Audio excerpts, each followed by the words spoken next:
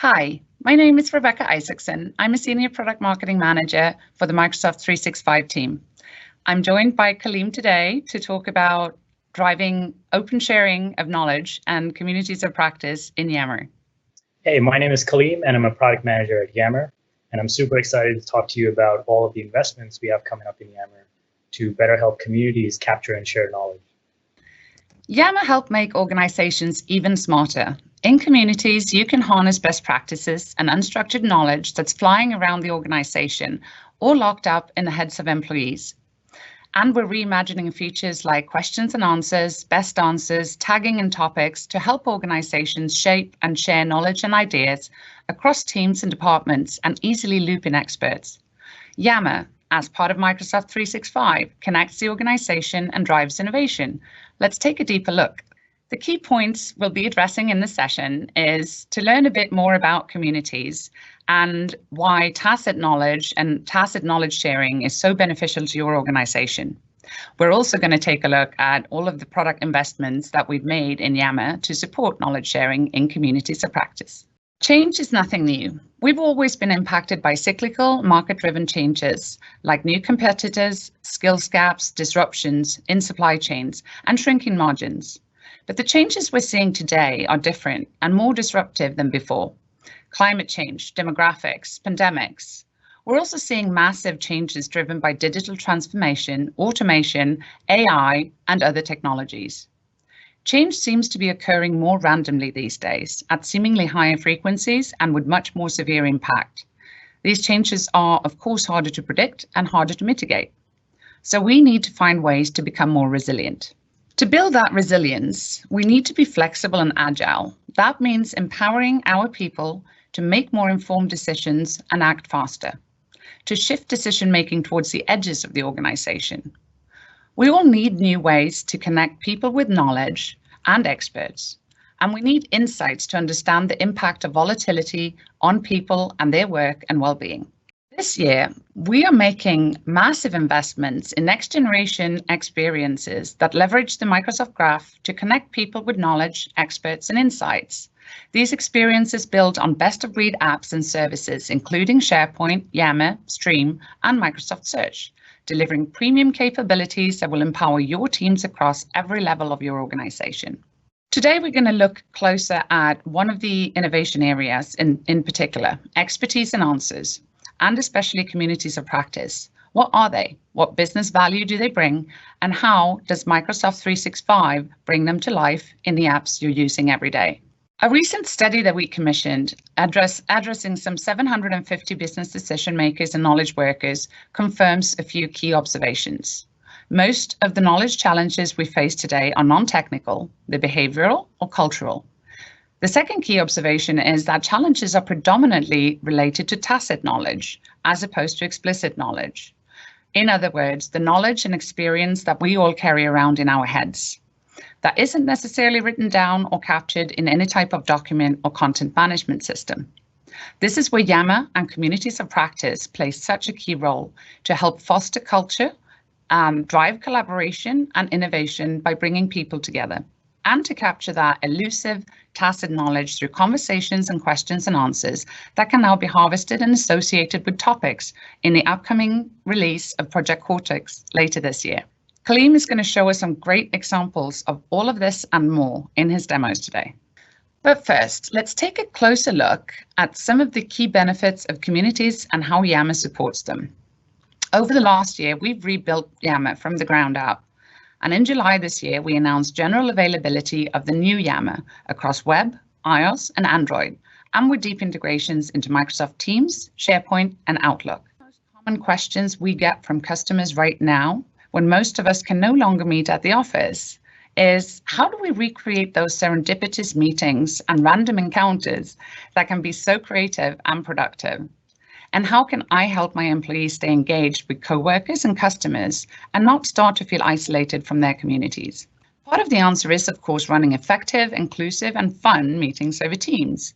But we know that that is not the whole answer, because we know how important it is for team spirit and employee well-being to connect with others who share the same interests outside of our immediate team or geographic location.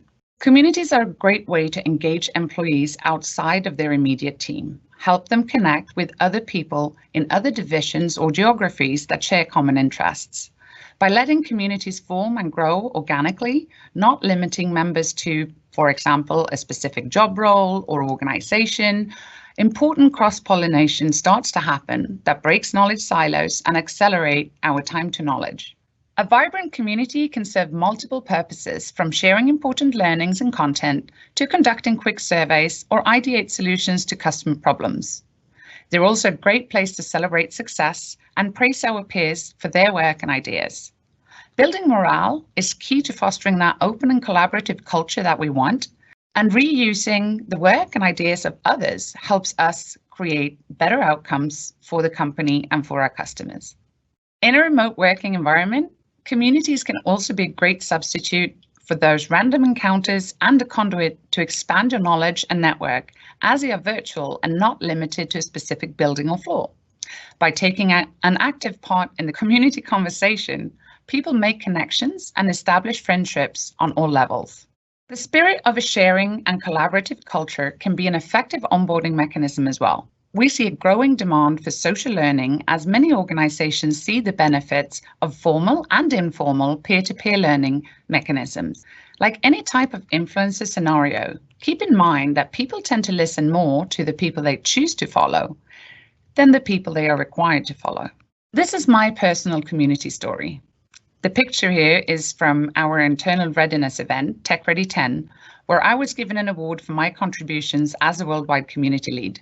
I was an engagement manager in Microsoft Services out of the Swedish office when I was asked to start up a worldwide community for the first time. This was in 2008, and it actually became the start of my journey to a professional knowledge management practitioner. There was a high demand for improvements related to delivery excellence in one of our technology areas across our worldwide field teams. We kicked off with some 150 members, and the community grew steadily to approximately 1,500 within a couple of years. We had many knowledgeable and highly engaged subject matter experts and members that worked with passion and dedication to address common pain points, develop IP, crowdsource ideas that ended up becoming company best practices. We identified changes needed in business processes to improve efficiencies and productivity on a global level, and many of those are still in place across the company. It was a lot of hard work, but it was also a lot of fun. And it helped me grow personally and professionally. And the work we did helped many of our members grow as well. I still get the occasional thank you note, actually, which is pretty incredible since more than 10 years have passed since my engagement in this particular community. I truly believe in the power of communities and the huge impact and value that they bring for organizations and for the individuals within them. So, Kaleem, how about you tell us a little bit more and give us a few more examples of real life communities? Thank you, Rebecca. Now, we've got a variety of these communities at organizations that use Yammer, for example, at Cerner, at Office Depot, at UNICEF. And within Microsoft, we've got a variety of these communities that are quite engaging and thriving successfully as well. I want to share a couple of these examples with you. The first one is a community around Microsoft Teams. So this was set up as a place where people that are working with organizations to roll out Microsoft Teams can go and get their questions and clarifications answered about any kinds of new Teams features and updates. It's a very active community with over 7,000 members, and the information that people gather from here is often used to inform the deployments of the organizations that they work with. The second example I want to share is the US Immigration Q&A community. This was set up by our immigration team for Microsoft employees in the United States who rely on work visas. And this was set up as a place to disseminate important information and announcements about any kinds of policy changes that happen in the US on immigration. And it's been a very active and relevant community in the recent few months because there's been a number of new policy updates. And it's quite common to see people in this community help each other out, often referencing information that was shared in the past. And this community has over 2,500 members in it. The third community I want to share an example of is something called the Be Well community. This is being set up as a space for people to learn more about the health and wellness benefits that are offered at Microsoft. Now, our health and wellness team operates this community and manages this space. Very often, they'll share announcements about new benefits. How do you get more out of those? And it's quite common also to see people post links to sign up for online health and fitness classes that they can take with their colleagues. Sometimes they even share videos of those after the fact. And sometimes people will also use this as a place to find partners to take on health and wellness challenges. So let us now talk about some of the investments that Yammer is making to better support communities such as the ones I showed you to be able to share and capture information and knowledge more effectively. And we're going to do this in 3 different ways. The first is to help people better capture knowledge by building upon our question and answer experience. This is something that we launched last year and was really excited to see the response for it. The second is to provide better tools to be able to organize this knowledge within Yammer. And for that, we're going to build on our topics experience. And the third thing is taking all of this tacit experiential knowledge that's been created and then making it more broadly available across the organization. And for that, we're going to show you some of the work we're doing with Project Cortex. So I think the best way to do this is actually to walk through and take a look at what some of these updates and experiences look like. So let's jump on to our demo. So the first thing we're going to take a look at is 5 new updates on the question and answer experience. And for this, I'm going to use the sales best practices community, which has been set up in this fictional company called Contoso. A lot of these updates, all of these updates that I'm going to show you are based on feedback and observations that you all have shared with us over the past year. So the first thing I'm going to show you is around being able to change the type of the post. Something folks have mentioned is that people will ask a question, but maybe they forget to use the question post type. And later on, they want to use the best answer feature. They want it to show up in these filters over here under all questions. And for that, now we have a feature to be able to do that. So let's take a look at one of these threads here. And I see one, over here, there's a question over here. It looks like there's a response. To the top right of this thread, there's a button which I'm going to click. And we have this new option now called change to question. So I'm going to hit that. I'm going to confirm it. And what you'll notice now is that visually it has changed to look like a question. And I get a system confirmation now as well that it's changed to a question. And so now I can take advantage of features like best answer, and I can mark this response as one so that when somebody else comes across this, they see this pinned and highlighted to the top. Now, for the second thing, let's take a look at this publisher window over here where it says share something with this community. One thing we've observed is that a number of these communities are based around primarily asking and answering questions. And for them, we wanted to provide a little bit more flexibility here. So I'm going to go to this group settings. I'm going to hit this. And on this page, when I scroll down, you'll see this new setting called default publisher type. It starts off being set on discussion, but I'm going to set it to question in this case. And let's save that change. And now when I come back to this community, I see that the text has changed. It says ask a question in this community, giving me an indication of the kind of behavior that's expected in here. And when I click in there, it starts off by default on the question post type. So now I can type in a question, I can ask it.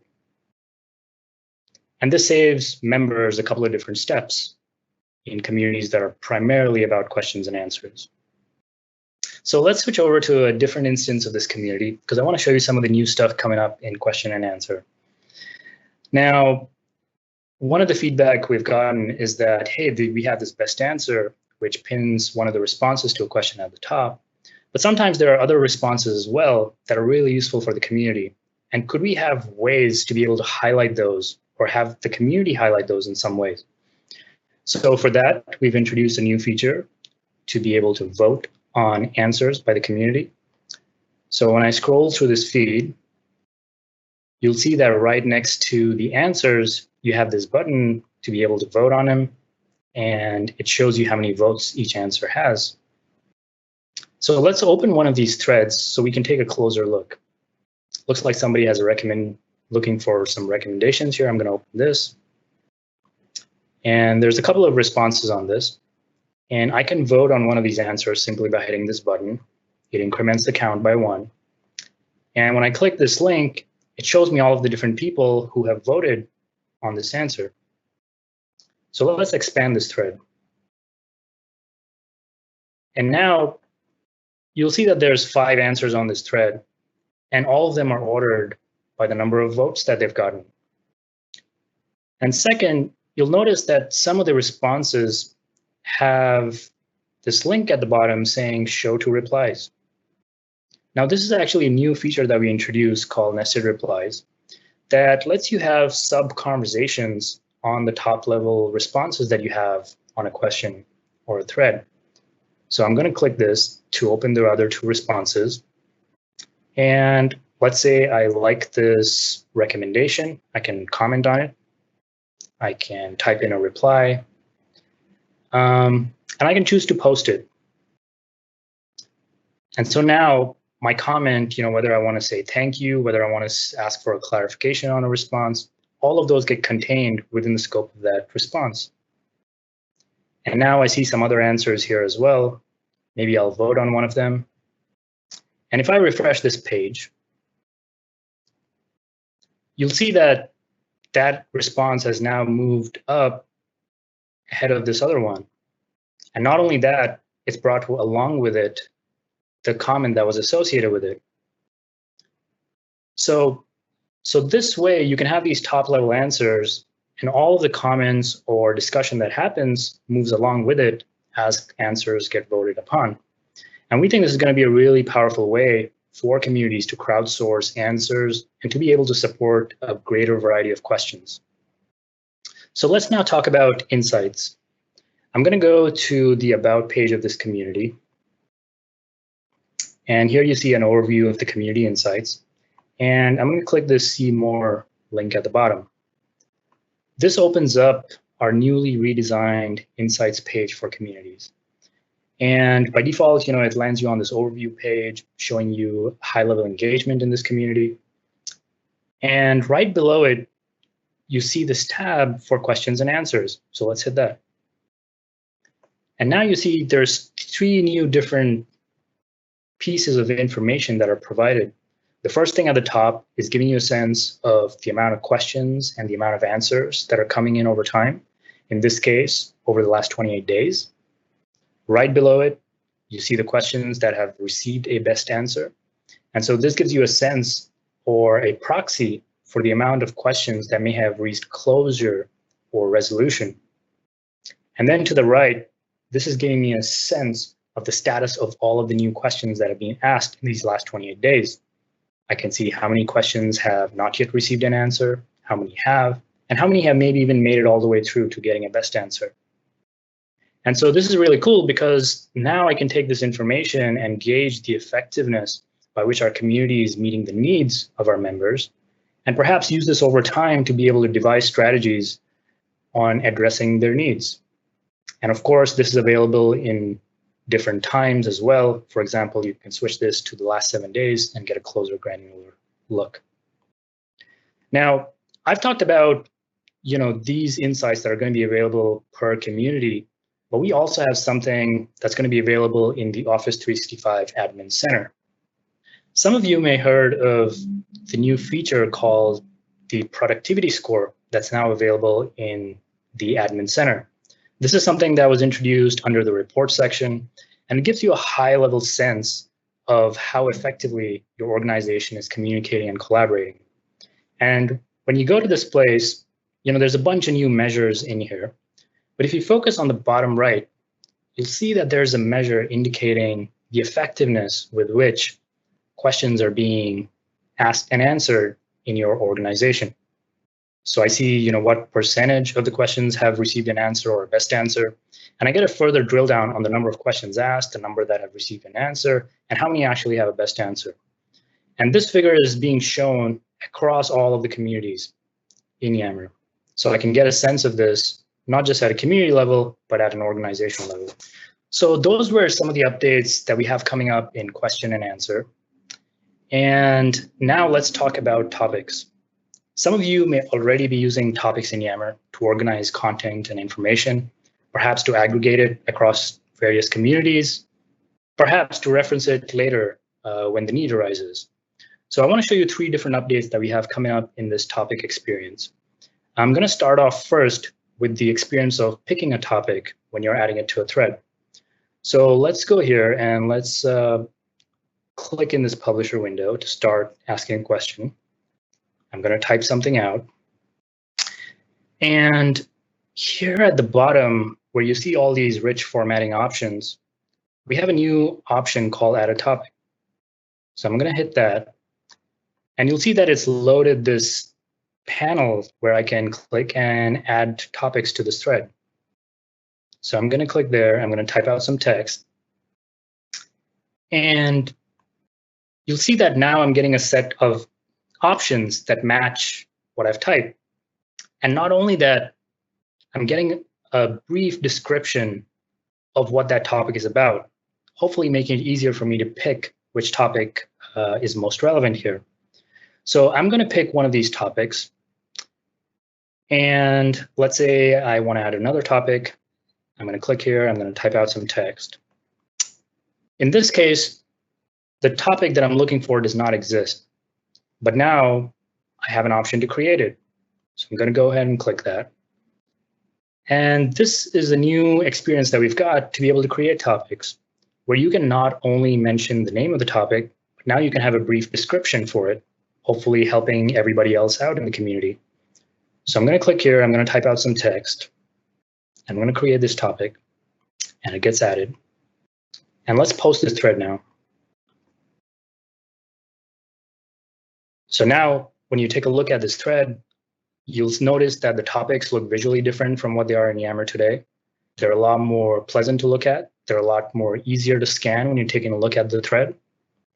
And let's click on one of these topics. And when I do that, it opens up the topic feed in Yammer. Now you'll notice that a couple of things look a little bit different in this feed. It's still got, the name of the topic, the ability to follow it, but now it's got that description which someone may have entered. It's showing you the people who are following this topic. And this entire feed consists of conversations that have been marked with this topic. So I can see a discussion, I can see a poll. And right at the top over here, there's a drop-down. I'm going to hit that. And you'll see that there's 2 different options by which I can view this content. I can view all of the conversations for this topic, or I can select all questions. And that filters it down just to the questions that have been asked about this topic. So now when I go through this, I see questions, I see some best answers. And this is a great way for experts on a particular topic, because now if they're looking to help people out, they can actually use this to find out which questions have actually not yet received the help that they need. Now let's go back to the community. And this time I'm going to scroll down, and I want you to pay attention to the right side of my screen here. You'll notice this new module over here called Popular Topics. And this is now showing you the top 5 topics in this community based on the amount of threads that are associated with them. So it's telling me, which topics there are and the amount of content that exists in this community for them. So when I click one of these, you'll see that it filters out the community feed to only show me content for that topic. So here I see a question. Looks like there's another one. And we're really excited about this for 2 different reasons. First of all, for people who are new to a community, this gives them a sense of what kinds of topics people are talking about in this community. And the second thing is that if you're a member in a really large, active, engaged community, now you've got a way to navigate the content in that community based on the topics that are of most interest or relevance to you. So we can't wait for some of you to try this out. So these are 3 updates I wanted to share on the improvements we're making to the topic experience to help you better organize content in your communities.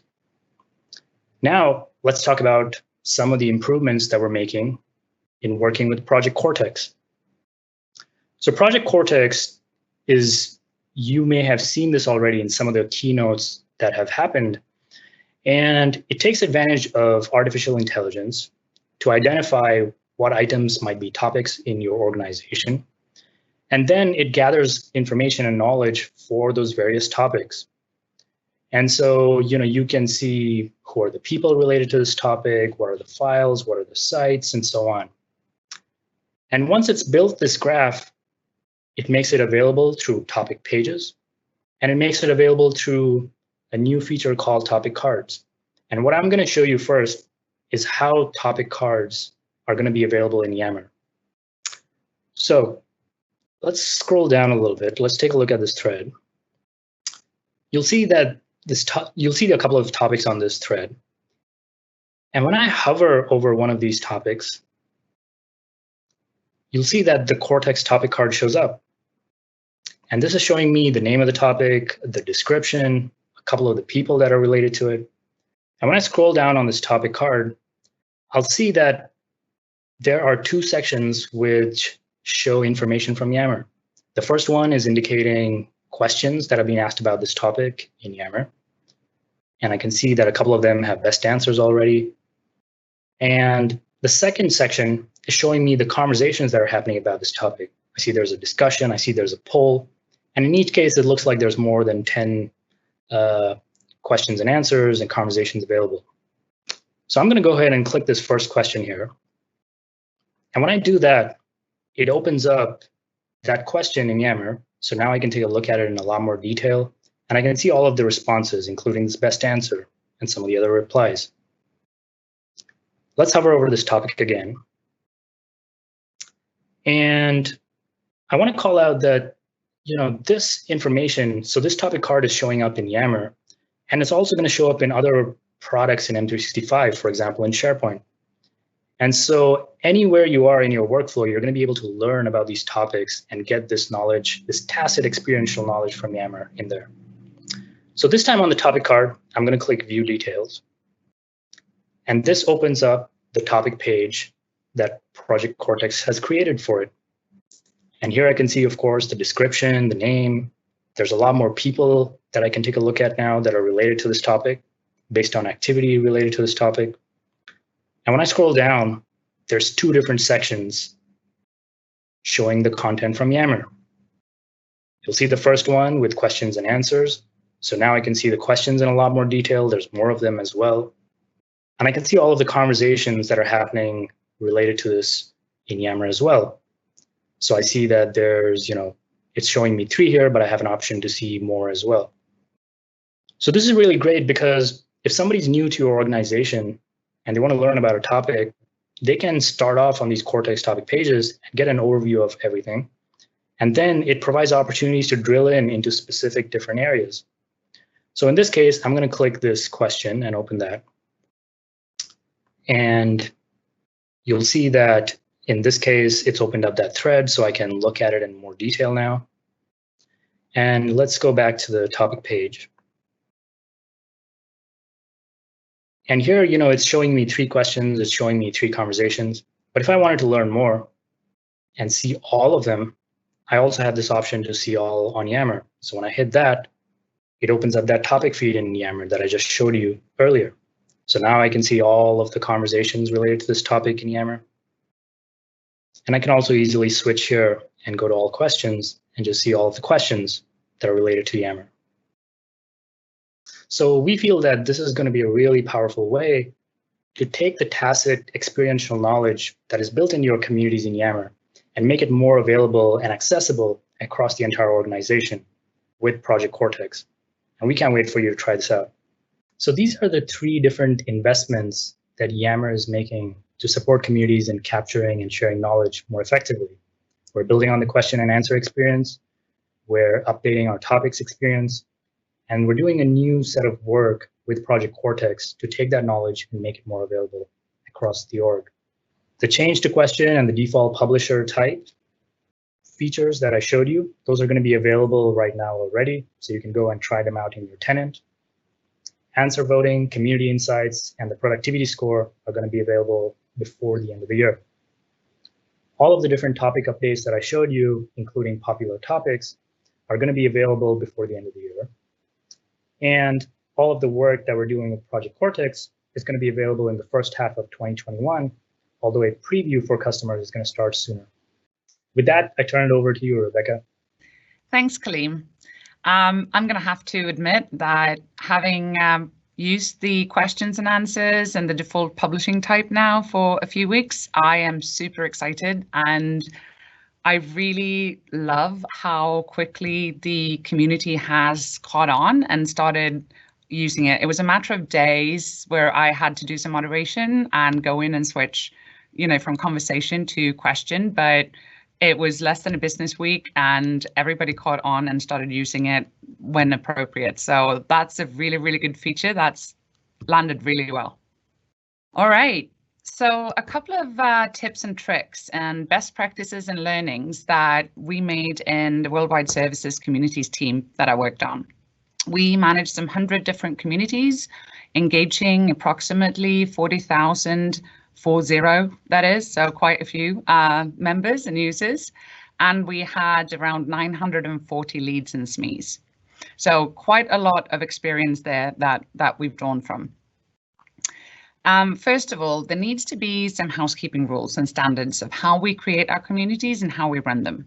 A monthly knowledge sharing call, a regular newsletter or blog post, networking opportunities at readiness events and conferences, so people can actually get an opportunity to meet the new friends and peers and co-workers also in person.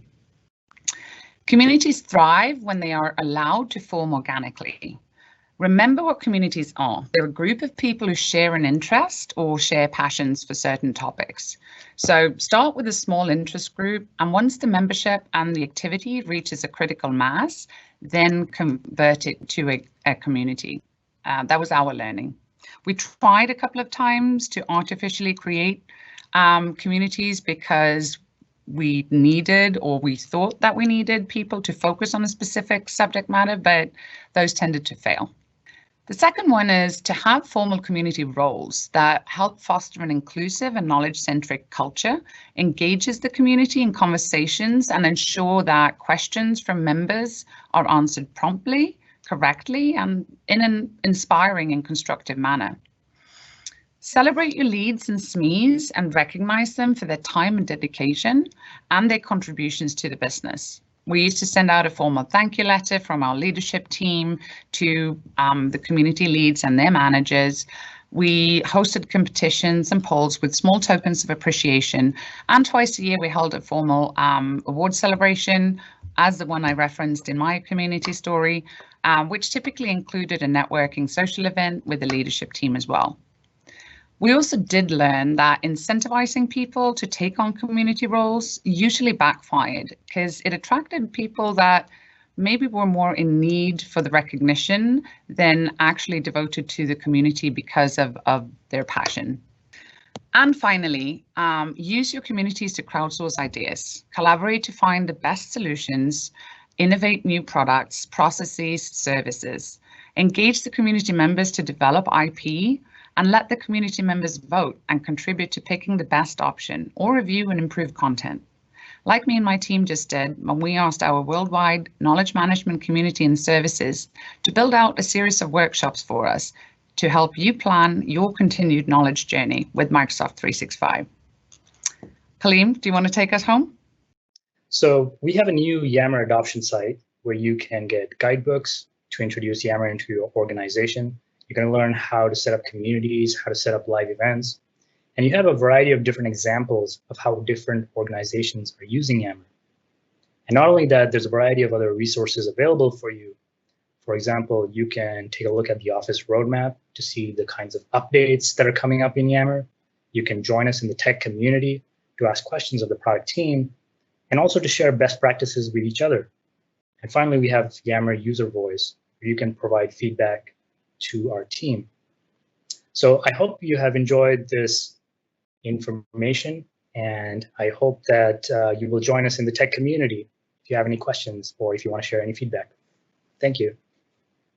Thanks everyone for spending some time with us today. And thank you, Kaleem, for the collaboration on this session. It's certainly been interesting doing it with you based in San Francisco and me in Stockholm, Sweden. And I guess living proof of how well Microsoft 365 works when working remote. Follow us on Twitter, connect with us on LinkedIn, stay in touch. Thank you.